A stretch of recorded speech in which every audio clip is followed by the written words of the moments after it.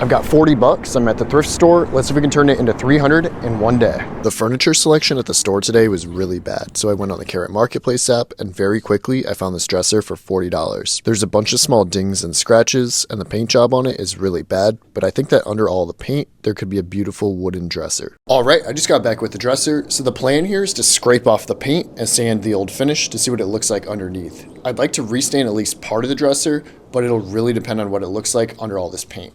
Let's get started. First things first is to take out all the drawers and take off the handles.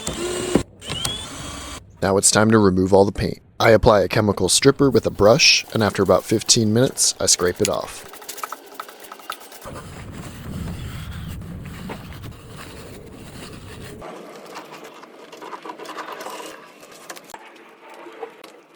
Once we have most of the old finish removed, let's get started sanding. I start with a 120 grit sandpaper to get rid of any scratches and nicks, then I work my way up to a 220 grit to smooth everything out.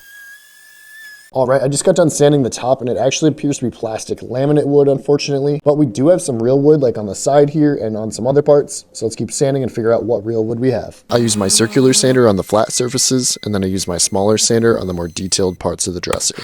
The top and the sides appear to be plastic laminate, but the top edge and the bottom trim seem to be real wood that we can stain with a complementary color. After everything is all sanded, let's give the dresser a good wipe down with some mineral spirits to get off all the dust. While we let everything dry, let's work on cleaning up the old handles. And if you're enjoying the video so far, make sure to follow, it helps a ton. Thanks. First, I boil the hardware in a mixture of water and vinegar for about 15 minutes. Then I sprinkle on some Barkeeper's Friend and give it a good scrub to lift off the grime. Now that the dresser is dry, let's prep for painting. Since we're staining the real wood, let's tape off those sections so we don't get any paint on them. And now it's time to paint the fake wood. First, I apply one coat of bonding primer so that our base coat adheres properly. I saw some comments saying to try spraying the drawers while they're still in the dresser, and it actually worked great. Once the primer is dry, I apply 2 coats of satin black paint. Always make sure to apply thin coats so that your paint doesn't drip.